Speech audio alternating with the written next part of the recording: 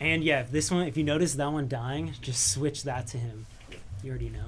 And you're live on audio, so. We're good on audio? Yeah, good on audio, man. All right. Awesome. And so you know the vibe, just speaking to the mic. Gotcha. You know how it is. Am I good from back here, or you want me to scoot up? Oh, you're. It sounds good to me, honestly. All right, bet. Yeah, but that's good. Yeah. I'm good for sure. Yeah. All right. Underground Podcast. Today we have Jay Uno in with us, man. Yes, sir. How you doing? I'm good, bro. I'm good. Thank you. I'm blessed to be here. I'm happy that you invited me out, and excited for the conversation for sure. For real. We've been trying to link for a while. Like, I first found out about you probably, I don't know, it's probably maybe September, October of last year. Yeah. We found each other on the gram, and we're just hitting each other chalking. back and forth. Right. And Playing tag. Yeah, exactly. And I'm glad that we're finally able to link up. Definitely. I didn't think this would ever happen at one point. Right. People are busy. You busy, I'm busy, so it's perfect timing. And this is that perfect time. So absolutely when it is, right? And so you are basically doing a lot of different shit. Like, for sure. You have a lot of different things going on. Like, a lot of people that I meet through Instagram or whatever, they're just artists or whatever. Maybe they're just an engineer, but you're like doing CEO shit. You're doing big shit. Right. So tell me a little bit about 7 Records and how that started and who's in it right now. Well, we got I don't want to mess up the numbers, but it's like 8 or 9 artists on the label. Pretty much we started it was 3, me, Zach, Zebo, and Matthew Aaron, and we just decided it was just time to kind of create something and kind of see what we can bring to the music game in our own way. And so the first artist we signed was other than Matthew Aaron was Phyllis Driller. So that being my boy and everything like that, we just we started rocking from there. 2017 we were just like, oh yeah, it's about that time. So from there we just started grinding. I think I don't want to miss no names, so I'm not going to name everybody, but there's a lot of us, for sure. I feel you. There's a lot of people. For sure. And I could tell that you roll with a lot of people because you brought in the entire 7-8 people here with us deep. today. We deep. I don't mean to intrude, but it's perfect. We roll deep, everywhere. So, that's what we want. So who did you bring today? I got Phyllis Driller in the building. We got Zebo in the building, Matthew Aaron in the building, my nigga Song in the building, my man June is in the building, and then the cameraman, my brother Dre, he's in the building too. So we all here deep. Hell yeah. Deep as hell. And so how are all these people artists themselves? Yeah, I mean in their own aspect, artists with, what you do, right? It's not necessarily having to be someone on the mic or someone behind the camera or someone as yourself creating a magazine and building a team. Art is what you make it, right? So yeah, we got CEOs and CFOs and COOs in the building and cameramen and artists. Yeah, everything. We got all type of people with us. Yeah. Hell yeah. So how old are you, bro? I'm 20. I just turned 27. Just or turned 26. Tripping. I'm 26. 26? 26. I feel like once you hit like 25. It's just there, bro. It's there. At that point, you just 20s. Yeah 20s, exactly. 20s. And so tell me, I really don't know much about your early days. So where did you grow up and when did you first get involved in music? Yeah, my pops, he was signed to, as a kid, he was signed to Warner Brothers. He was in a group that never really got over the hump. They were signed, they were able to make an album, but they weren't, mainstream. So just starting to fall in love with that, and then I'm from everywhere, really. You know what I mean? I was born in the Valley, raised in Palmdale, grew up and went to Simi High, went to Westlake High.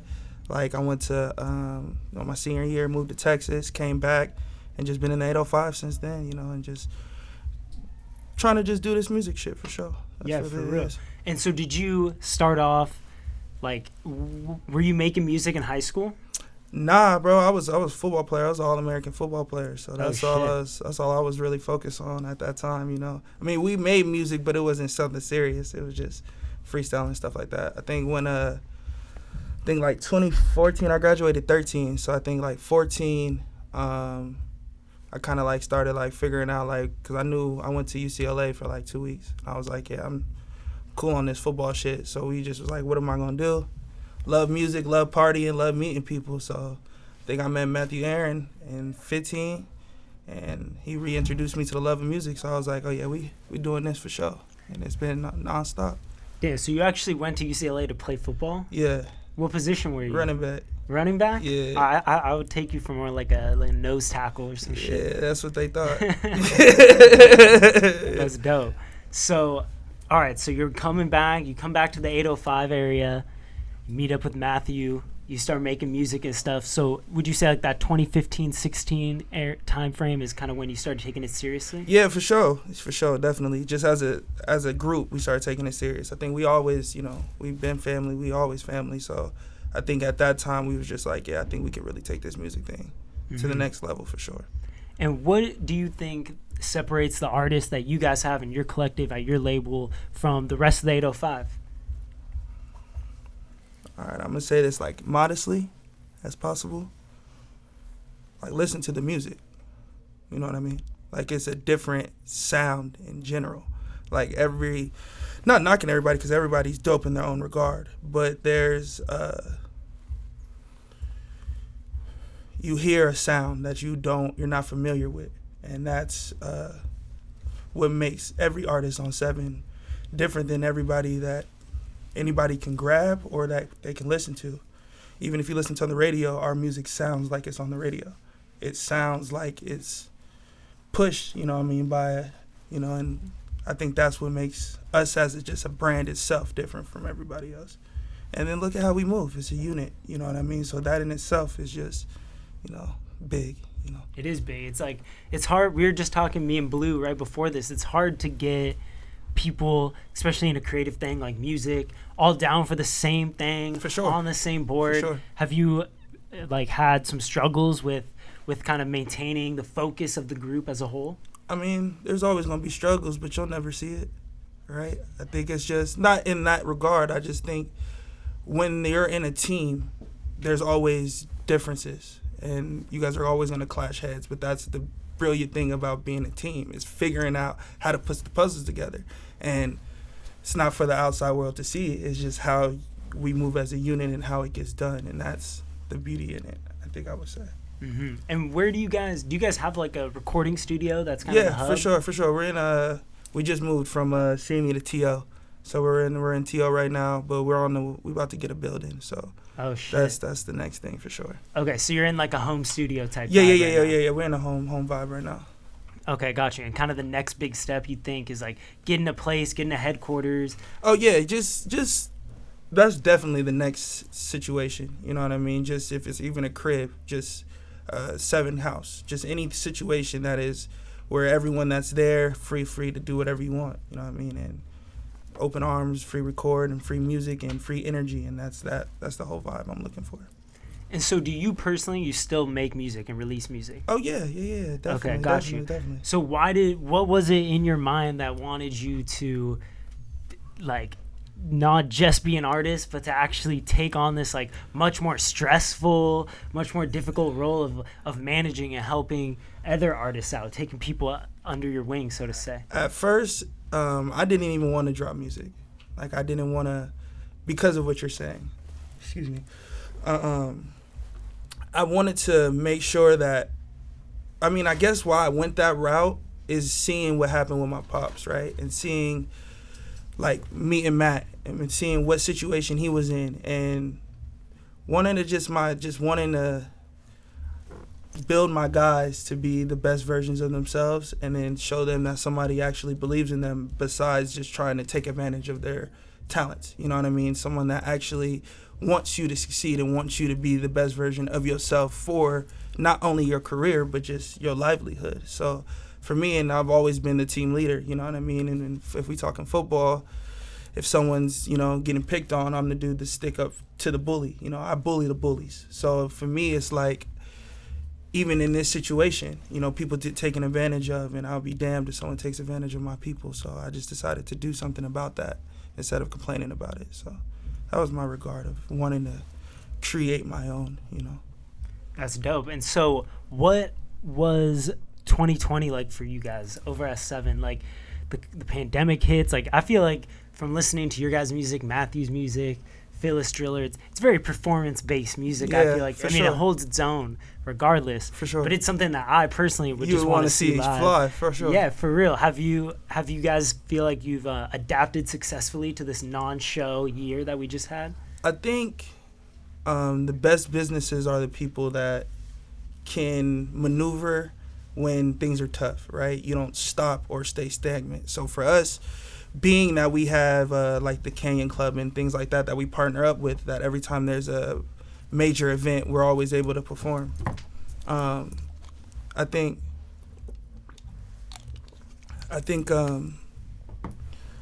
it was pretty easy. I think it was difficult at times. I think we had a lot of things lined up, like as far as touring and stuff like that, and merch and stuff like that. But once it hit about March, we decided like, okay, well, we can't perform. It doesn't look like we're gonna perform anytime soon.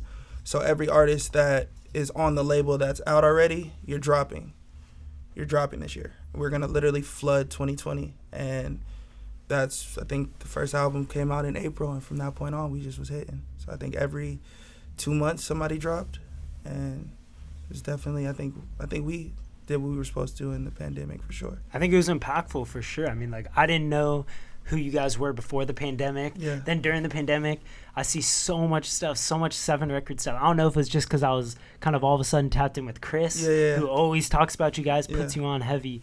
But yeah, you guys have been busy during the pandemic. Yeah, that's for sure, for sure. And we had like a little, I mean, we can't do much shows, but if you're creative, you'll figure something out, right? So just like you guys put on your guys' event, you'll figure it out.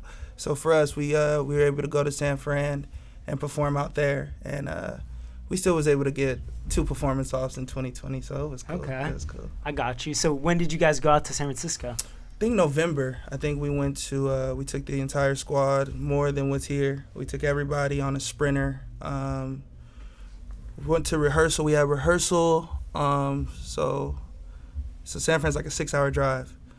We had 2 dudes that flew in from Atlanta that are on the label. They live in Atlanta, but they're from here, but they just live out there currently. They had to fly out. The last flight was at 8 or 3. Homie didn't get off till 6, so we had to wait to go to rehearsal till 8 o'clock. So went to rehearsal from 8 o'clock to 12 o'clock at night, drove straight to San Fran, checked into a hotel at 6 a.m., and then slept for like 2-3 hours, checked out, drove another 40 minutes, and went to perform for an hour, and off about 2 hours of sleep, everybody. Damn. So, the rap life, right? Oh, definitely. But it was fun, turn around and drive back to the city that same night right after a performance. But it was definitely live, and I thank the Summit Sessions for letting us come through and do their thing. They're a pretty dope organization, too. So Hell yeah. So you said that your dad was in the music game. for sure. Are you close to him? Did he like help kind of put you on game at all? He passed away in 2015. So that's kind of the reason why I started 7 Records, because his company, there's 7 people in my family. His company, before he passed, he was a production company, and it was 7 Bishop Productions. And so it was just a no-brainer for me wanting to start music, what the name was going to be. So that's kind of where I went with that. That's dope. Do you think that he would have ever seen you as somebody that would start this and create this team? Oh, definitely. Because when, I was in a rap group, a Christian rap group. A Christian rap group? Yeah, a Christian rap group. Okay. When I was one of the artists on the label, Dirto, me and him, we were calling a group called Swagger Boys when we were like, I was in 6th grade or some shit like that. And yeah, it was a Christian rap group. So it's always been something of interest, you know what I mean? Everybody looks up to their pops if you have one, or a father figure. Everyone looks up to someone like that. So I think that played a part, and he knew that I was going to follow in his footsteps, or one of the boys was, and then I bet he'll be happy it was me for sure. Do you come from a big family? You have a lot of siblings? Yeah, there's 4 of us, or plus like foster sisters and different things like that. Okay, So yeah, there's gotcha. like 8 of us total. That's dope. Yeah. Are any of them also like in the creative field or in the music industry? Yeah. I mean, in the creative field more so. Not. I think my older brother, he raps too, makes music. So definitely that. That's dope. Yeah. So you guys are now kind of, I feel like just from meeting a few of you guys, you're out in kind of that like Newburgh Park, Thousand Oaks, same with me, right. in that area. Right. Do you, how long have you been out there for? Personally, I was, I've been back. So I've been back in this area since 2013, personally. But my whole life I've been in and out. Like I said earlier, I think most of us have been in like this area since like 2015, 2016. I think that's dope. Yeah. So kind of looking forward, like anybody who, like, are you guys at 7 Records open to taking like new clients? Like, all the time. What do you look for when you would? What do you look for in terms artist? of actually, bringing Right. somebody on the team? Difference, right? It's different. Everything's so saturated. The way we make music, the way you attack auto-tune, the way you attack the beats that you're on, everything is so the same. So for me to take on somebody new, it would have to be something that I don't see or that I don't have, and we're so talented that it's tough. But that next person is going to be, that person for me. You know what I mean? Like, it's going to probably be a singer, you know what I mean? Because it's just that's what we missing in the 7 sound, really. So that's probably what I'm looking for next. Okay, gotcha. Are there any like women artists in Yeah, 7? there's Brittany Giles. She was on the first SVN project, which is a group with myself and Matthew Aaron. She's on the intro, and she's super fire. We got some things coming up in the works for her soon. Hell yeah. Yeah. So speaking of coming up, like what are some 2021 music goals that you have personally, that you have for 7, for the artists that you work with? What do you hope to achieve by this time next year? Me and Matthew just dropped a EP, Late Nights in Limbo. It's a trilogy to our pretty much ongoing series right now, and so just visuals, more content out for people. We have a lot of shows that are going to brew up. I'm going to start a 7 network. So we're going to just start getting a lot of different content out, different shows, different podcasts, just different feels, so that you can get used to everybody you just met, and also, new people that you haven't met. So. Okay, got you. So you actually want to do like 7 network, like build kind of like a media heavy side. Yeah, we played it like a Mamba game. It's like we played in a Mamba tournament before he passed. Like, actually, I think we played the day after. Yeah, the same week. The day after he passed. So, just in that, we'll put that in the series. We'll put that, like, have that in a mini series on the show, like a reality show. We'll have Broken Glass. He's having his own little show on there. So we'll have different things just so that you're always entertained. We're not just a record label. We're also, production company, just all around brand, for sure. Hell yeah, I think that's really important. Like, that's really why I even started Underground. Yeah. Like, I'm not a musician myself. I don't make music or anything. But when I came back from college in 2019, I was like kind of exposed to this 805 rap world that I never paid attention to or cared about. Right. And I just realized there are so many dope artists. I feel like there just needs to be like more content so people can understand the people behind it. Yeah, exactly. There's only 2 people out. 3. There's 3.5, right? Without being disrespectful. There's, you have the Anderson Packs, the Kyles, and then, I went to high school with one, so I give him that credit with Luke Christopher.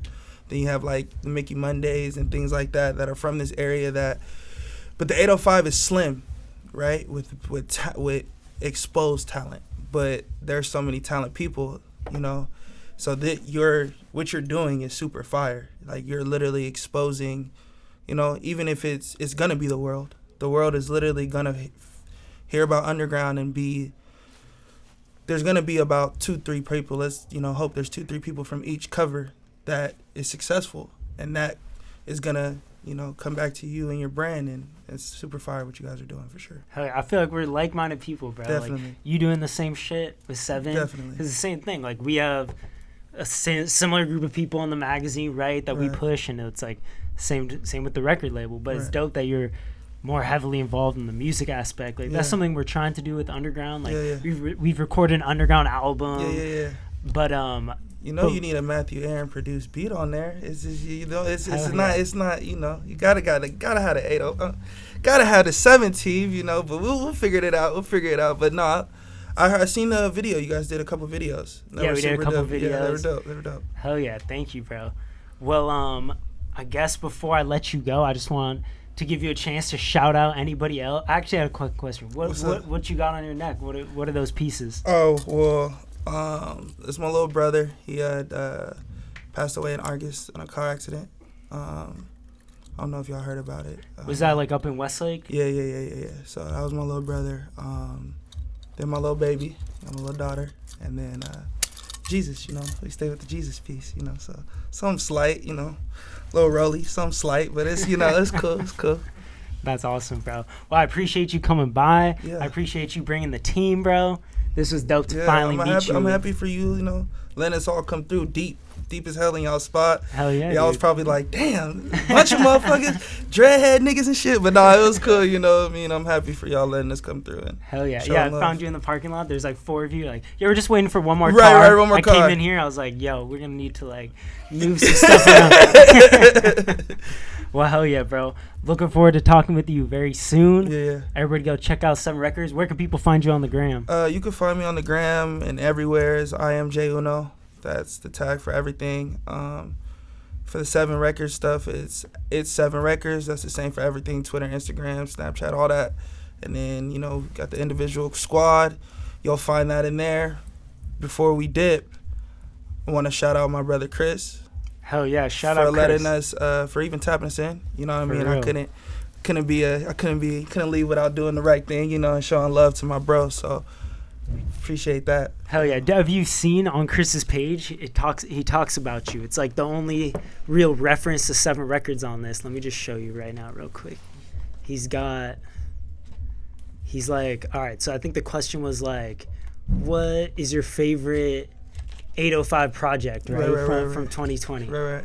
Damn, I'm trying to find this. It's been a minute since I did this one. No, you're good. All right, let's see what he said exactly. He was like, all right, for favorite Dream 805 feature, he got Matthew Aaron. That's the 7 guy right there. And then for favorite 2020 805 projects, just everything 7 Records dropped this year. That's a quote. So that's good shit. Yeah, I'm very glad he tapped us in. And we'll definitely have an announcement for the people soon between me and from 7 Records, Chris The Thr for sure. So. Oh, okay, fire. Yeah.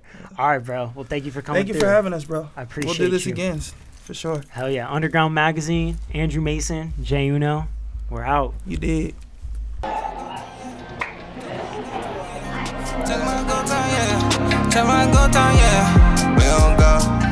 J Uno, Underground Magazine, man. It's been long in the making, right? Underground Podcast. Today we have J Uno in with us, man. How you doing? I'm good, bro. I'm good. Thank you. I'm blessed to be here.